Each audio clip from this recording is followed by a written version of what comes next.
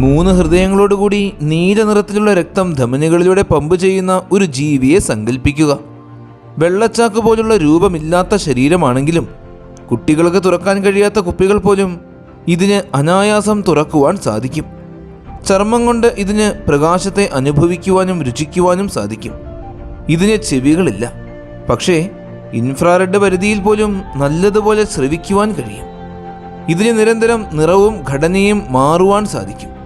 അങ്ങനെ ചുറ്റുപാടിൽ നിന്നും തിരിച്ചറിയുവാൻ കഴിയാത്ത വിധം ഇത് മാറും. എന്നാൽ ഇതിന് നിറങ്ങളെ തിരിച്ചറിയുവാനുള്ള കഴിവില്ല. ലോകത്തെ കാണുന്നത് കറുപ്പും വെളുപ്പുമായിട്ടാണ്. ഇതൊരു പക്ഷേ കാഴ്ചയിൽ ഭയപ്പെടുത്തുന്ന ഭീകര ജീവിയായിരിക്കാം. അതേസമയം ഇത് വളരെയേറെ കൗതുകം നിറഞ്ഞ ജീവിയാണ്. ഇതിലുപരി ഇത് വളരെ ബുദ്ധിശാലിയും നിസ്സാരമല്ലാത്ത പ്രശ്നങ്ങൾ പരിഹരിക്കുവാൻ കഴിവുള്ളതുമാണ്. പ്രധാന തലച്ചോറിന് പുറമെ ശരീരത്തിൻ്റെ വിവിധ ഭാഗങ്ങളിലായി ഇതിന് 8 ചെറിയ തലച്ചോറുകൾ കൂടിയുണ്ട്.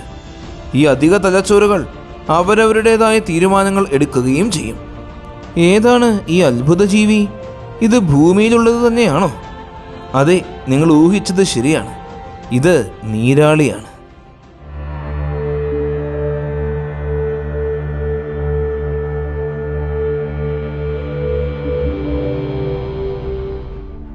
ഈ നീരാളികളെ നമ്മൾ കണ്ട് ശീലിച്ചിട്ടുള്ളവരാണ്. കുട്ടിക്കാലം മുതലേ എല്ലാവർക്കും ഈ ജീവികളെ അറിയാം. ഈ ദൃശ്യങ്ങൾ കാണുമ്പോൾ പലർക്കും അത്ഭുതം തോന്നുമെങ്കിലും ആർക്കും ആവേശമോ സന്തോഷമോ തോന്നാറില്ല. എക്സ്മെൻ സൂപ്പർ ഹീറോകളുടെ രൂപാന്തരീകരണവും ഇതിൽ നിന്നും വ്യത്യസ്തമല്ല. എന്നിട്ടും സിനിമകളിൽ കാണുന്നത് നമ്മൾ അസാധാരണമായി കരുതുന്നു. എന്നാൽ പ്രകൃതിയിൽ സംഭവിക്കുന്ന സമാനമായ കാര്യങ്ങൾ അതിലും അസാധാരണമായിരിക്കാം. അത് നമ്മൾ തിരിച്ചറിയാറേയില്ല. ഈ ജീവികളെ നമ്മൾ കാണുന്ന രീതി മാറ്റുവാൻ സമയമായില്ലേ? ഒക്ടോപ്പസുകൾ പലരും കരുതുന്നതിനേക്കാൾ വളരെയേറെ രസകരമാണ്. സെഫലോപോഡുകളുടെ വർഗത്തിൽപ്പെട്ടവരാണ് ഇവർ. ഏകദേശം 530 ദശലക്ഷം വർഷങ്ങൾക്ക് മുമ്പ് രൂപപ്പെട്ട വളരെ പുരാതനമായ ഒരു വർഗമാണിത്. അക്കാലത്ത് മത്സ്യങ്ങളോട് സാമ്യമുള്ളതൊന്നും ഉണ്ടായിരുന്നില്ല. ഉരകങ്ങളോ സസ്തനികളോ പറയേണ്ടത് പോലുമില്ല. ഒക്ടോപ്പസിൻ്റെ ആദ്യകാല പൂർവികൻ്റെ വലിപ്പം വളരെയേറെ കുറവായിരുന്നു. ഒരു സംരക്ഷണ കവചമുണ്ടായിരുന്നു. അത് കടലിൻ്റെ അടിത്തട്ടിലൂടെ ഇഴഞ്ഞു നടന്നു. കവചമുള്ളതിനാൽ ഈ ജീവികൾ വളരെയേറെ സാവധാനമാണ് പരിണമിച്ചത്. ഉദാഹരണത്തിന് ആമകൾ ദശലക്ഷക്കണക്കിന് വർഷങ്ങളായി മാറ്റമില്ലാതെ തുടരുന്നു. എന്നാൽ ഏകദേശം 140 ദശലക്ഷം വർഷങ്ങൾക്ക് മുമ്പ് എന്തോ ഒന്ന് സംഭവിച്ചു. ആ ജീവികൾ കവചമില്ലാത്തവരും മൃദുവായും പ്രതിരോധമില്ലാത്തതുമായ ശരീരമുള്ളവരുമായി പരിണമിച്ചു. ഈ കട്ടിയില്ലാത്ത ഒക്ടോപ്പസ് പൂർവികർക്ക് അതിജീവിക്കുവാൻ സാധ്യത വളരെയേറെ കുറവായിരുന്നു. ഇതായിരുന്നു ഒരു വഴിത്തിരിവ്. ഒന്നുകിൽ സെഫാലോപോഡുകൾ വേട്ടക്കാർക്ക് എളുപ്പമുള്ള ഇരയായി പൂർണ്ണമായും നശിക്കുക, അല്ലെങ്കിൽ കൂടുതൽ വേഗതയിലും സർഗാത്മകമായും വികസിക്കാൻ തുടങ്ങുക. സെഫലോപോഡുകൾ ജീവിതത്തിനായി പോരാടാൻ തീരുമാനിച്ചു. അവരുടെ ശരീരഘടന സമൂലമായി പുനഃക്രമീകരിച്ചു. അവർ ചെയ്തത് അവിശ്വസനീയമായ വിധം കാര്യക്ഷമവും ഒട്ടും പ്രതീക്ഷിക്കാത്തതുമായിരുന്നു. ഒന്നാമതായി, ഒക്ടോപ്പസുകൾ തങ്ങളുടെ മൃദുവായ രൂപമില്ലാത്തതുമായ ശരീരത്തെ ഒരു ബലഹീനതയായിട്ടല്ല, ഒരു ശക്തിയായിട്ടാണ് മാറ്റിയത്. ചുണ്ടിലൊഴികെ ഒക്ടോപ്പസിന് കട്ടിയുള്ള ഒരു ശരീരഭാഗവും ഇല്ലാത്തതിനാൽ അതിൻ്റെ കണ്ണിനേക്കാളോ ചുണ്ടിനേക്കാളോ 1 മില്ലിമീറ്റർ മാത്രം വീതിയുള്ള ഏത് ദ്വാരത്തിലൂടെയും അതിന് ഇഴഞ്ഞു കയറുവാൻ സാധിക്കും. സ്രാവുകൾ, ഡോൾഫിനുകൾ തുടങ്ങിയ വലിയ വലിയ വേട്ടക്കാരിൽ നിന്നും രക്ഷപ്പെടുവാൻ വളരെ ഇടുങ്ങിയ വിള്ളലുകളിൽ ഒളിച്ചിരിക്കുവാൻ ഇത് ഒക്ടോപ്പസിനെ അനുവദിക്കുന്നു. അത് അതിജീവനത്തിൻ്റെ ഒരു വലിയ നേട്ടമാണ്.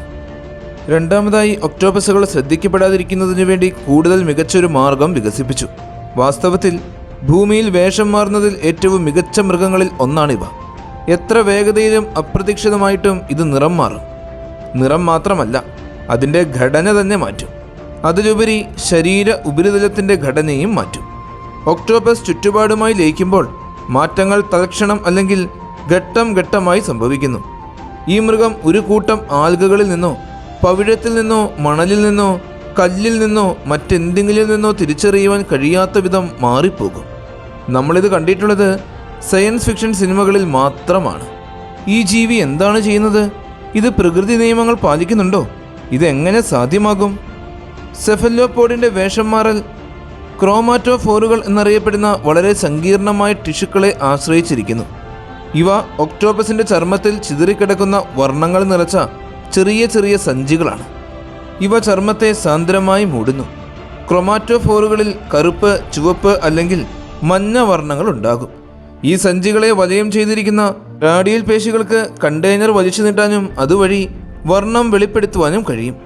ഒക്ടോപ്പസ് ക്രോമാറ്റോഫോറുകളുള്ള ഏത് കൂട്ടമാണ് തുറക്കുകയോ അടയ്ക്കുകയോ ചെയ്യുന്നത് എന്നതിനെ ആശ്രയിച്ച് ഇതിന് വരകളും പാടുകളും മുഴുവൻ പാറ്റേണുകളും സൃഷ്ടിക്കുവാൻ കഴിയും. തൽക്ഷണം അടുത്തുള്ള വസ്തുക്കളിൽ നിന്നോ പശ്ചാത്തലത്തിൽ നിന്നോ വേർതിരിയുവാൻ കഴിയാത്ത വിധം അത് മാറിപ്പോകും. കറുപ്പ്, ചുവപ്പ്, മഞ്ഞ. അപ്പോൾ മറ്റു നിറങ്ങളോ? ഇതിനായി ഒക്ടോപ്പസ് മറ്റൊരു സംവിധാനമാണ് ഉപയോഗിക്കുന്നത്. ഇത് അതിലും മികച്ചതാണ്. ഒക്ടോപ്പസിൻ്റെ സുതാര്യമായ ചർമ്മത്തിൽ ഒരു തരം അടുക്കുകളായി വളരുന്ന അത്യധികം അസാധാരണമായ നേർത്ത കോശങ്ങളുടെ ഒരു പാളി തന്നെയുണ്ട്. ഇവയെ എറിത്രോഫോറുകൾ എന്നാണ് പറയുന്നത്. ഇത് ക്രോമാറ്റോഫോർ പാളികളുടെ തൊട്ട് താഴെയായിട്ടാണ് സ്ഥിതി ചെയ്യുന്നത്. ക്രോമാറ്റോഫോറുകളിൽ നിന്നും വ്യത്യസ്തമായി ഇവയിൽ വർണ്ണങ്ങൾ അടങ്ങിയിട്ടില്ല. പകരം റിഫ്ലക്റ്റൻസ് എന്നു പേരുള്ള പ്രത്യേക പ്രോട്ടീനുകളാണ് ഇവയിലുള്ളത്. അവയുടെ സവിശേഷ ഗുണം ചില പ്രകാശ തരംഗങ്ങളെ മാത്രം പ്രതിഫലിപ്പിക്കുവാൻ കഴിയും എന്നതാണ്. ഈ എറിത്രോഫോറുകൾ കാരണമാണ് ഒക്ടോപ്പസിന് ലോഹ നീലയുടെയും പച്ചയുടെയും യാഥാർത്ഥ്യമില്ലാത്ത ഷെയ്ഡുകളായി മാറുവാൻ കഴിയുന്നത്. അതുകൊണ്ടും അവസാനിക്കുന്നില്ല. എറിത്രോഫോർ പാളിയുടെ അടിയിൽ ല്യൂക്കോഫോറുകൾ എന്നു പേരുള്ള മറ്റ് സ്വാഭാവിക റിഫ്ലക്ടറുകളുള്ള മറ്റൊരു പാളിയുണ്ട്. അവ മുഴുവൻ സ്പെക്ട്രത്തെയും പ്രതിഫലിപ്പിക്കുന്നു. അങ്ങനെ ഒരു വെളുത്ത നിറം സൃഷ്ടിക്കപ്പെടുന്നു. എറിത്രോഫോറുകളിൽ നിന്നും ല്യൂക്കോഫോറുകളിൽ നിന്നുമുള്ള പ്രതിഫലനങ്ങളെ ക്രോമാറ്റോഫോറുകളുടെ ശരിയായ പാറ്റേണുകളുമായി സംയോജിപ്പിച്ച് ഒക്ടോപ്പസിന് അതിൻ്റെ ചുറ്റുപാടുകളെ വളരെയേറെ വിശ്വസനീയമായ വിധത്തിൽ പുനഃസൃഷ്ടിക്കാൻ കഴിയുന്നു. ഇതുപോലും പൂർണ്ണമായൊരു ചിത്രമല്ല. ഒക്ടോപ്പസിൻ്റെ വേഷം മാറൽ ആയുധശാലയിൽ ഒരു യഥാർത്ഥ കോംബോയുണ്ട്. അത് അതിനെ കാഴ്ചയിൽ നിന്നും പൂർണ്ണമായും അപ്രത്യക്ഷമാക്കാൻ സഹായിക്കുന്നു. ഇതിൻ്റെ ചർമ്മത്തിൽ പപ്പില്ലെ എന്നറിയപ്പെടുന്ന മറ്റൊരു ഘടനയുണ്ട്.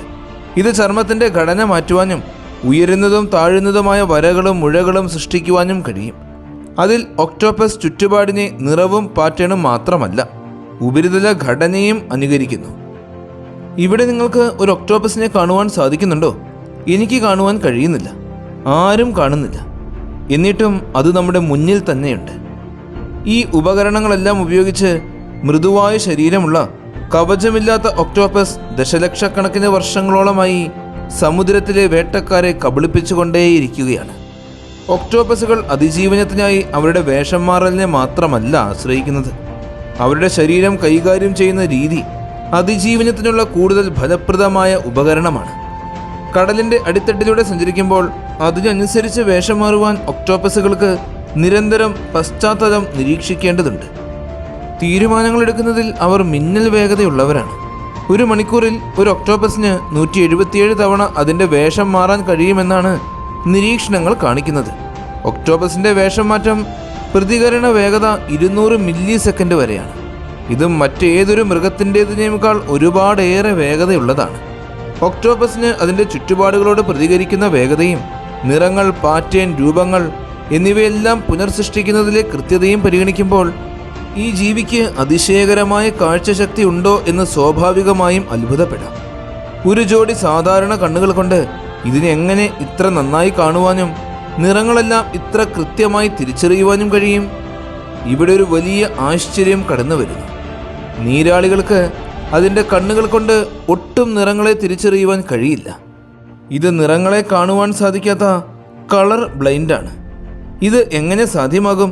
കൃത്യമായി കാണുവാൻ കഴിയാത്ത നിറങ്ങൾ അതിനെങ്ങനെ പുനർസൃഷ്ടിക്കാൻ കഴിയും? ഈ ചോദ്യം ശാസ്ത്രജ്ഞന്മാർ അടുത്തിടെയാണ് ഗവേഷണം നടത്താൻ തുടങ്ങിയത്. 2015 നടത്തിയ വിശദമായ പഠനങ്ങളിൽ ചില ബോധ്യപ്പെടുത്തുന്ന ഫലങ്ങൾ കാണിച്ചു. നീരാളിയുടെ ചർമ്മത്തിൽ ഫോട്ടോ റിസെപ്റ്റർ ജീനുകൾ ഉള്ളതിനാൽ അത് പ്രകാശത്തോട് സംവേദനക്ഷമമാണെന്ന് ഗവേഷകർ കണ്ടെത്തി. ചർമ്മം ശരീരത്തിൽ നിന്നും വേർപെടുത്തിയാലും അതിന് പ്രകാശത്തോട് പ്രതികരിക്കുവാനും ക്രോമാറ്റോഫോറുകളുടെ രൂപം മാറുവാനും കഴിയും. ഒരു ഒക്ടോപ്പസിന് അതിൻ്റെ കണ്ണുകൾ കൊണ്ട് മാത്രമല്ല, ചർമ്മം കൊണ്ടും കാണുവാൻ കഴിയുമെന്ന് ശാസ്ത്രലോകത്തിന് മനസ്സിലായി. ഇപ്പോൾ തന്നെ നമുക്ക് അത്ഭുതം തോന്നുന്നുണ്ടല്ലേ? എന്നാൽ ഒക്ടോപ്പസിൻ്റെ ഏറ്റവും അതിശയകരമായ കാര്യം ഇതൊന്നുമല്ല. നമ്മുടെ കേന്ദ്രീകൃതമായ ശ്രേണിയിലുള്ള നാഡീവ്യവസ്ഥയെ നമ്മൾ നിസ്സാരമായിട്ടാണ് കാണുന്നത്. നിങ്ങളുടെ തലയോട്ടിക്കുള്ളിലുള്ളതിന് പുറമെ നിങ്ങളുടെ ഓരോ കൈയിലും കാലിലും അതിൻ്റേതായ തലച്ചോറുകളുണ്ട് എന്ന് സങ്കല്പിക്കുക. ഈ 4 തലച്ചോറുകളും കേന്ദ്ര നാഡീവ്യവസ്ഥയിൽ നിന്നും പൂർണ്ണമായും വ്യത്യസ്തരാണ്. അവയ്ക്ക് സ്വന്തമായി തീരുമാനങ്ങൾ എടുക്കാൻ കഴിയും. കാലുകൾ ഇഷ്ടമുള്ളിടത്തേക്ക് പോകുന്നു. കൈകൾ ആവശ്യമുള്ളതെന്തും തേടിപ്പിടിക്കുന്നു. യഥാർത്ഥത്തിൽ അവർക്ക് ഇഷ്ടമുള്ളതെന്തും ചെയ്യുന്നു. 5 തലച്ചോറുകൾ ഉപയോഗിച്ച് ചിന്തിക്കുന്നത് എങ്ങനെയായിരിക്കുമെന്ന് നിങ്ങൾക്ക് സങ്കല്പിക്കാൻ സാധിക്കുന്നുണ്ടോ? അത്തരമൊരു സങ്കീർണമായ ശാരീരിക ഘടനയിൽ ഏറ്റവും ശ്രദ്ധേയമായ പ്രേരണകൾ എങ്ങനെ കൈകാര്യം ചെയ്യപ്പെടും? നിങ്ങളുടെ ബോധത്തിൻ്റെ ഉത്തരവാദി ഏത് ഭാഗമായിരിക്കും? ഒരുപക്ഷെ അത്തരമൊരു ജീവിയിൽ ഒരേ സമയം 5 വ്യക്തികൾ ജീവിക്കുന്നുണ്ടാകുമോ? ഇതൊരു നല്ല ഹോളിവുഡ് സിനിമയുടെ കഥ പോലെ തോന്നുന്നുണ്ടല്ലേ? എന്നാൽ യാഥാർത്ഥ്യം സിനിമയേക്കാളും ആവേശകരമാണ്. ഒരു ഒക്ടോപ്പസിന് 3 ഹൃദയങ്ങളുണ്ട് എന്ന് നമ്മളെല്ലാവരും കേട്ടിട്ടുണ്ട്. ശരീരത്തിലുടനീളം രക്തം പമ്പ് ചെയ്യുന്ന ഒരു പ്രധാന ഹൃദയമുണ്ട്. മറ്റു 2 എണ്ണം ചെകിളകളിലൂടെ മാത്രം രക്തം പമ്പ് ചെയ്യുവാൻ പ്രത്യേകമായി ഉപയോഗിക്കുന്നവയാണ്. എന്നാൽ അതിൻ്റെ ഓരോ കൈത്തണ്ടയിലും ഒരു പ്രത്യേക മിനി ബ്രെയിൻ ഉണ്ട് എന്ന വസ്തുത നിങ്ങളിൽ എത്ര പേർക്കറിയാം? ഇതൊരു അതിശയോക്തിയല്ല. ഈ നാഡീവ്യൂഹങ്ങൾക്ക് പൂർണ്ണമായും സ്വതന്ത്രമായി തീരുമാനങ്ങൾ എടുക്കുവാൻ കഴിയും. നിങ്ങൾ ഈ ജീവിയുടെ കൈത്തണ്ട മുറിച്ചാൽ പോലും അത് പരിസ്ഥിതിയോട് പ്രതികരിക്കുന്നത് തുടർന്നുകൊണ്ടേയിരിക്കും. ഭീഷണികളിൽ നിന്നും ഓടിപ്പോകുവാൻ ശ്രമിക്കും. സാധ്യതയുള്ള ഇരകളെ പിടിക്കുവാനും ശ്രമിക്കും. ഒക്ടോപ്പസിന്റെ നാഡീവ്യവസ്ഥ എന്നത് വിശകലനത്തിൻ്റെയും നിയന്ത്രണത്തിൻ്റെയും കേന്ദ്രീകൃത അവയവമായി വർത്തിക്കുന്ന തലച്ചോറിനുള്ളിൽ കേന്ദ്രീകരിച്ചിട്ടുള്ളതല്ല. ഇതിൻ്റെ അസ്ഥികൂടമില്ലാത്ത ശരീരത്തിന് എവിടെയും ഏത് ദിശയിലേക്കും വളയുവാൻ സാധിക്കും. അത്തരമൊരു വഴക്കം സങ്കീർണവും വഴക്കമുള്ളതുമായ നിയന്ത്രണവും ആവശ്യപ്പെടുന്നു. പരിണാമ പ്രക്രിയയിൽ ഒക്ടോപ്പസുകൾ അവരുടെ പ്രാദേശിക പ്രശ്നങ്ങൾ സ്വന്തം കൈകാലുകളിലേക്ക് കൈമാറുവാൻ പഠിച്ചു. ഉദാഹരണത്തിന്, ഒരു വ്യക്തി ഒരു ഭരണി തുറക്കുമ്പോൾ അവരുടെ തലച്ചോറ് ഇന്ദ്രിയങ്ങൾ അനുഭവിക്കുന്ന കാര്യങ്ങൾ ശ്രദ്ധ കേന്ദ്രീകരിക്കുന്നു. അതിനോടൊപ്പം തന്നെ കൈപേശികൾക്ക് ഉചിതമായ സിഗ്നലുകൾ നൽകുന്നു. ഒരു നിശ്ചിത ശക്തിയോടെ ഭരണി തുറക്കപ്പെടുന്നു. അല്പം ചലനം വരുത്തുന്നു. ഇത് സ്ഥിരമായി സ്ഥാനമെടുക്കുന്നു. കൂടാതെ നിരവധി സൂക്ഷ്മമായ മോട്ടോർ കമാൻഡുകൾ വരുന്നു. ഈ നിർദ്ദേശങ്ങളെല്ലാം കേന്ദ്രത്തിൽ നിന്നാണ് വരുന്നത്. എന്നാൽ ഒക്ടോപ്പസിനെ സംബന്ധിച്ചിടത്തോളം കൈത്തണ്ട നമ്പർ 5 ഭരണി തുറക്കൂ എന്ന് പറഞ്ഞ് ആവശ്യമായ പെരുമാറ്റ പ്രതികരണം നൽകിയാൽ മതി. അവയുടെ കൈകാലുകൾ സങ്കീർണമായ കൃത്രിമത്വങ്ങളും പരിവർത്തനങ്ങളുമെല്ലാം സ്വതന്ത്രമായി കൈകാര്യം ചെയ്യുന്നു. കേന്ദ്രഭാഗത്തു നിന്ന് പൊതുവായ നിർദ്ദേശങ്ങൾ മാത്രമേ സ്വീകരിക്കുകയുള്ളൂ. ചുരുക്കത്തിൽ ഒക്ടോപ്പസിന്റെ നാഡീവ്യവസ്ഥ 9 തലച്ചോറുകൾ ഉൾക്കൊള്ളുന്നു. 1 പ്രധാന തലച്ചോറും ഓരോ കൈത്തണ്ടയിലും ഓരോന്നായി 8 മിനി തലച്ചോറുകളും. 9 തലച്ചോറുകളുള്ള ഒരു ജീവി ആയിരിക്കുക എന്നത് എങ്ങനെയായിരിക്കും? അത്തരമൊരു വ്യക്തിത്വം എങ്ങനെയായിരിക്കും സാധ്യമാവുക? ഇനിയും 100 200 ദശലക്ഷം വർഷങ്ങൾക്കുള്ളിൽ ഒക്ടോപ്പസുകൾ എന്തായി മാറും? അതിന് തീർച്ചയായും യഥാർത്ഥമായ എന്തെങ്കിലും ബോധമുണ്ടാകുമോ? വളരെ കുറഞ്ഞ വിവരങ്ങൾ ലഭ്യമാണെങ്കിലും ഒക്ടോപ്പസുകളുടെ അതിമനോഹരമായ മാനസിക കഴിവുകൾ നമുക്ക് ആത്മവിശ്വാസത്തോടെ ഉറപ്പിക്കുവാൻ കഴിയും. ഉദാഹരണത്തിന്, ഒക്ടോപ്പസിന് മനുഷ്യൻ്റെ മുഖങ്ങൾ എളുപ്പത്തിൽ തിരിച്ചറിയാൻ സാധിക്കും എന്ന് തീർച്ചയായും അറിയാം. പ്രൈമേറ്റുകൾ, ഡോൾഫിനുകൾ, ചില കക്കവർഗ്ഗങ്ങൾ എന്നിവയ്ക്ക് മാത്രമേ ഇത് ചെയ്യാൻ കഴിയൂ എന്നാണ് നമ്മൾ മുൻപ് വിശ്വസിച്ചിരുന്നത്. ഒക്ടോപ്പസുകൾ അവരെ പരിപാലിക്കുന്നവരുമായി വളരെ വേഗതയിൽ അടുക്കുകയും അവയുടെ ഉടമയെ മറ്റു ആളുകളിൽ നിന്നും ശരിക്കും വേർതിരിച്ചറിയാൻ കഴിയുകയും ചെയ്യും. ഒക്ടോപ്പസിന് കുട്ടികൾക്ക് തുറക്കാൻ കഴിയാത്ത പ്രത്യേക അടപ്പുള്ള ഗുളികക്കുപ്പികൾ എളുപ്പത്തിൽ തുറക്കാൻ കഴിയുന്ന അത്രത്തോളം ബുദ്ധിയുണ്ട്. മാത്രമല്ല, സ്ക്രൂ ക്യാപ്പ് ഉപയോഗിച്ച് ജാറിനുള്ളിൽ പൂട്ടിയാൽ അതിൽ നിന്നും രക്ഷപ്പെടുവാനും അതിന് കഴിയും. ഇതിന് ആവശ്യമായ ബുദ്ധിയും കൈത്തണ്ടയുടെ ശക്തിയുമുണ്ട്. ഒക്ടോപ്പസിന്റെ ബുദ്ധിയുടെ മറ്റൊരു പ്രധാന അടയാളം കളിക്കുന്നതിലൂടെ കാണുവാൻ കഴിയും. ഒരു മൃഗം മതിയായ ബുദ്ധിയുള്ളതാണെങ്കിൽ അത് സുരക്ഷിതമായിരിക്കുകയും ബോറടിക്കുകയും ചെയ്യുമ്പോൾ സ്വയം വിനോദിക്കാൻ തുടങ്ങും. ഒരിക്കൽ നിരീക്ഷകർ ഒരു ഒക്ടോപ്പസിനെ ഒളിച്ചിരിക്കാൻ ഒരിടം മാത്രമുള്ള ശൂന്യമായ അക്വേറിയത്തിൽ നിക്ഷേപിച്ചു. അവിടെ മറ്റു ആകർഷണങ്ങളൊന്നും ഉണ്ടായിരുന്നില്ല. കുറച്ച് സമയത്തിന് ശേഷം അവർ ഒരു പ്ലാസ്റ്റിക് ജാർ ടാങ്കിലേക്ക് എറിഞ്ഞു. അത് കംപ്രസർ സൃഷ്ടിച്ച ഒഴുക്കിൽ ജലത്തിൻ്റെ ഉപരിതലത്തിലൂടെ ഒഴുകി നടന്നു. ആദ്യം ഒക്ടോപ്പസ് അതിനെ അവഗണിച്ചു. പിന്നീട് അത് വിരസത കാരണം ജാറിലേക്ക് ഒരു ജലധാര ചെയ്തു. അതിനെ പുറത്തേക്കെറിഞ്ഞു. ജാർ ഒഴുകുന്നതിനെതിരായി തിരികെ വന്നു. ഇതെല്ലാം ഡസൻ കണക്കിന് തവണ ആവർത്തിച്ചു. ഇതൊരു ലളിതമായ വിനോദമാണ്. പരീക്ഷണത്തിനിടയിൽ എല്ലാ ഒക്ടോപ്പസുകളും ഇത് കണ്ടുപിടിച്ചു. ബുദ്ധിയുടെ സ്വഭാവത്തെക്കുറിച്ചുള്ള സ്ഥാപിത ആശയങ്ങളെ പുനഃപരിശോധിക്കുവാൻ ഇത് ശാസ്ത്രജ്ഞന്മാരെ പ്രേരിപ്പിക്കുന്നു. മുമ്പ് സാമൂഹിക ബന്ധങ്ങളും ആശയവിനിമയങ്ങളുമാണ് ഒരു ഘട്ടത്തിൽ കശേരുക്കളിലെ ബുദ്ധിയെ വികസിപ്പിക്കുവാൻ പ്രേരിപ്പിച്ചത് എന്ന് വിശ്വസിക്കപ്പെട്ടിരുന്നു. എന്നാൽ ഈ കാര്യങ്ങളിൽ ഒക്ടോപ്പസ് എളുപ്പത്തിൽ വ്യവസ്ഥിതിക്ക് വിരുദ്ധമായി പോയി. ഒക്ടോപ്പസ് ഒരു തികഞ്ഞ സ്വയം പര്യാപ്തമായ മൃഗമാണ്. ശ്രേണിയോ സാമൂഹിക പെരുമാറ്റമോ ഒന്നും ഇതിനില്ല. ഒക്ടോപ്പസുകൾ ദശലക്ഷക്കണക്കിന് വർഷങ്ങളോളം നീണ്ടുനിന്ന വലിയ പരിണാമ പാതയിലൂടെയാണ് കടന്നുപോയത്. ദിനോസറുകൾ, ഇക്തിയോസോറസുകൾ, മറ്റ് നിരവധി മൃഗങ്ങൾ എന്നിവയെ തുടച്ചു നീക്കിയ ഭയാനകമായ ദുരന്തങ്ങളെ ഇത് അതിജീവിച്ചു. ഇത് ഒക്ടോപ്പസുകളുടെ ഉത്ഭവത്തെക്കുറിച്ചുള്ള ചോദ്യം വീണ്ടും ഉയർത്തുന്നു. സെഫാലോപോഡുകളുമായുള്ള നമ്മുടെ പരിണാമശാഖയിലെ വളരെക്കാലം മുമ്പ് പിരിഞ്ഞു പോയതിനാൽ ശരീരഘടനയും ശരീരശാസ്ത്രത്തിലും നമ്മൾ തികച്ചും വ്യത്യസ്തരായി മാറി. നമ്മുടെ അവസാനത്തെ പൊതുപൂർവികനായിരുന്ന ഫ്ലാറ്റ്വേം 750 ദശലക്ഷം വർഷങ്ങൾക്ക് മുമ്പ് കടലിൻ്റെ അടിത്തട്ടിൽ കറങ്ങി നടന്നിരുന്നു. അതിനുശേഷം പരിണാമം നമ്മെ വ്യത്യസ്ത ദിശകളിലേക്ക് കൊണ്ടുപോയി. എന്നാൽ ഒക്ടോപ്പസ് ശരിക്കും മറ്റൊരു ഗ്രഹത്തിൽ നിന്ന് വന്നതാണെങ്കിലോ? ശ്രീലങ്കയിലെ ആസ്ട്രോബയോളജി സെൻറ്ററിലെ ഓസ്ട്രേലിയൻ ഇമ്മ്യൂണോളജിസ്റ്റ് എഡ്വിൻ സ്റ്റീലിൻ്റെ നേതൃത്വത്തിലുള്ള ഒരു അന്താരാഷ്ട്ര ശാസ്ത്രജ്ഞന്മാരുടെ സംഘം ഒരാശയം മുന്നോട്ട് വെച്ചു. ഭൂമിയിലെ പരിണാമത്തിന് അന്യഗ്രഹ റെട്രോ വൈറസുകൾ സഹായിച്ചിട്ടുണ്ട്. ചില സെഫാലോപോഡുകൾ വാൽ നക്ഷത്രങ്ങളിൽ വഹിച്ചുകൊണ്ടുവന്ന തയ്യാറായ രൂപത്തിൽ നമ്മുടെ ഗ്രഹത്തിലേക്ക് കടന്നു വന്നവയാണ്. ഒക്ടോപ്പസുകൾക്ക് ഭൗമപരിണാമത്തിൻ്റെ ഫലമായി പ്രത്യക്ഷപ്പെടാൻ കഴിയില്ല എന്ന് അവർ വാദിക്കുന്നു. തലച്ചോറ് വലിപ്പമുള്ള നാഡീവ്യവസ്ഥ, അത്യധികം അസാധാരണമായ കണ്ണുകൾ, മിന്നൽ വേഗതയിലുള്ള വേഷന്മാരൽ തുടങ്ങിയവയെല്ലാം വളരെ സങ്കീർണമായ ശരീരഘടന സവിശേഷതകളെല്ലാം താരതമ്യേന കുറഞ്ഞ സമയത്തിനുള്ളിലാണ് പ്രത്യക്ഷപ്പെട്ടത്. ഒക്ടോപ്പസ് ജീനോമിന് 33,000 പ്രോട്ടീൻ കോഡിംഗ് ജീനുകളുണ്ട്. ഇത് മനുഷ്യരെക്കാൾ വളരെയേറെ കൂടുതലാണ്. ചില ജനിതക സവിശേഷതകൾ മറ്റ് സെഫാലോപോഡുകളിൽ നിന്നും തീവ്രമായി വ്യത്യാസപ്പെട്ടിരിക്കുന്നു. അത്തരം ജനിതക സവിശേഷതകൾ ക്രമരഹിതമായ മ്യൂട്ടേഷനുകളിലൂടെ ഉയർന്നു വരുവാൻ സാധ്യതയില്ലെന്നും ഈ ജീനുകൾക്ക് പ്രപഞ്ചപരമായ ഉത്ഭവമാണുള്ളത് എന്നും സ്റ്റീലിൻ്റെ സംഘം വിശ്വസിക്കുന്നു. ഈ സിദ്ധാന്തം വലിയ വിമർശനങ്ങൾക്ക് വിധേയമായിട്ടുണ്ട് എങ്കിലും ജീവൻ്റെയും പരിണാമത്തിൻ്റെയും ഉത്ഭവത്തെക്കുറിച്ചുള്ള ചർച്ചകൾക്ക് ഇത് തീ കൊളുത്തി. ഒക്ടോപ്പസുകൾ എവിടെ ഉത്ഭവിച്ചാലും അവ പലതരത്തിൽ പരിണാമത്തിൻ്റെ ഒരു ബദൽഗതിയെ പ്രതിനിധീകരിക്കുന്നു. അവർക്ക് സ്വന്തമായി ഒരുതരം നാഗരികത കെട്ടിപ്പടുക്കുന്നതിന് ധാരാളം അവസരങ്ങൾ ഉണ്ടായിരുന്നു.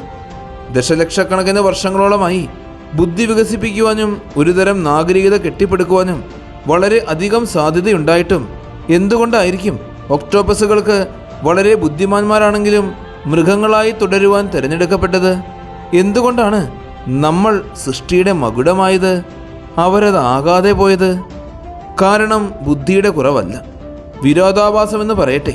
അവരുടെ ശക്തികൾ അവരുടെ ബലഹീനതകളായി മാറി. സെഫാലോപോഡുകളുടെ രക്തം ഹീമോസൈനിൻ ഉപയോഗിക്കുന്നു. അതിൽ നമ്മുടെ ഹീമോഗ്ലോബിൻ പോലെ ഇരുമ്പിന് പകരം ചെമ്പാണ് അടങ്ങിയിരിക്കുന്നത്. അതുകൊണ്ടാണ് അതിൻ്റെ നിറം നീലയായി മാറിയത്. അത്തരത്തിലുള്ള രക്തത്തിന് ഓക്സിജൻ എത്തിക്കുന്നതിൽ കാര്യക്ഷമത വളരെയേറെ കുറവാണ്. അതിനാൽ പല സങ്കീർണ ജോലികൾക്കും ഒക്ടോപ്പസുകൾക്ക് ഓക്സിജൻ്റെ കുറവുണ്ട്. അവരുടെ സാമൂഹിക സ്വയം പര്യാപ്തതയും ഏകാന്ത ജീവിത ശൈലിയും ഒക്ടോപ്പസുകൾക്ക് ഒരു ക്രൂരമായ തമാശയായി മാറി. കൂട്ടമായി ജീവിക്കാത്തതിനാൽ അവർ ഒരു തലമുറയിൽ നിന്നും അടുത്ത തലമുറയിലേക്ക് തങ്ങളുടെ അനുഭവങ്ങൾ കൈമാറ്റം ചെയ്യുന്നില്ല. ഒക്ടോപ്പസിൻ്റെ ആയുസ് 5 വർഷത്തിൽ കവിയാറില്ല.